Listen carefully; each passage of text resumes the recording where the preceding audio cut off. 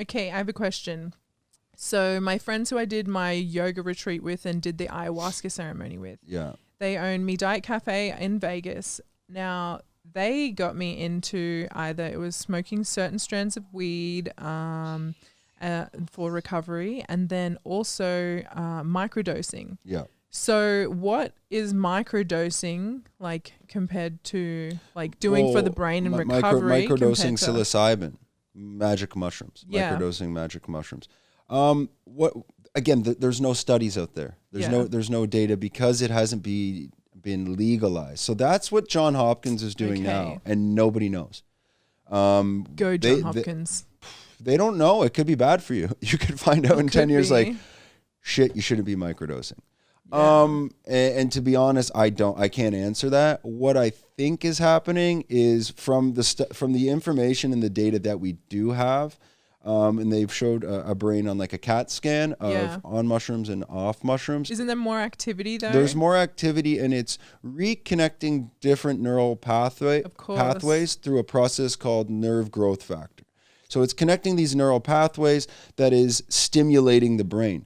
Now, is there going to be long-term side effects because like you've stimulated the brain and maybe over time now you don't stimulate it and it could have issues 10 years down the road? Kind of like wearing glasses and then it like blows your vision more. Nobody knows. So that's why they're doing these studies. And to be honest, I don't think you can have the answers for, it could be 20 years, right? Yeah. I mean, you don't know what's going to happen in 10, 20 years. For microdosing in particular, there's different strands like of marijuana. Yeah, okay. Some strands of mushrooms, like we call it the golden teacher, which is the classic psilocybin cubensis that you always see, the big one with the big golden cap. This one is more for mood and relaxation and calming. Okay. Then there's other ones like Pinellia sciencinus, which is also known as the blue meanie. This one's more for creativity. That one will take you to another planet. This is, if you take this one, it's very potent. So again, there's different strands of mushrooms for different purposes and what you're looking to achieve from it. However, at the end of the day, if you're microdosing and you feel anything, then you're not microdosing. You're on the verge of macrodosing. Oh, okay. Microdosing is, you should not feel anything. It's something that just dances in the back of the brain.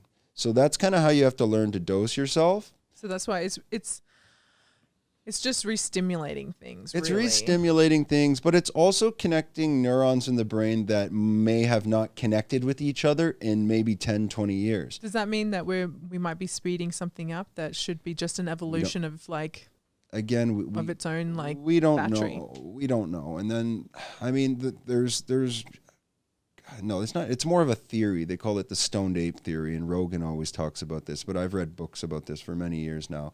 And that's one of the reasons why they say the human brain doubled in size was from magic mushrooms.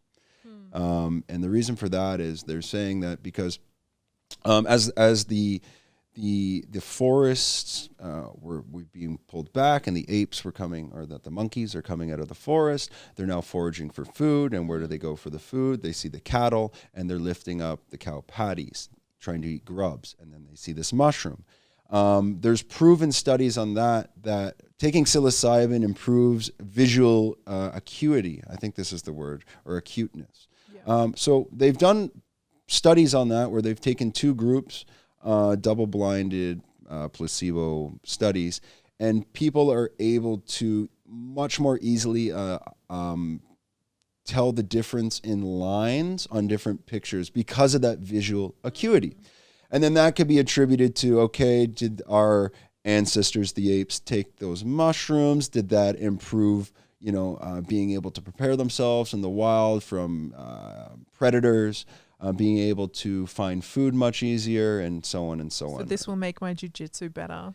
It's not a new study, but a new trend is happening in Muay Thai where people are microdosing and even like on the verge of macrodosing before fights. Ooh. Not enough. My Moldy mate did that, and man, what was it for? Maybe a glory fight.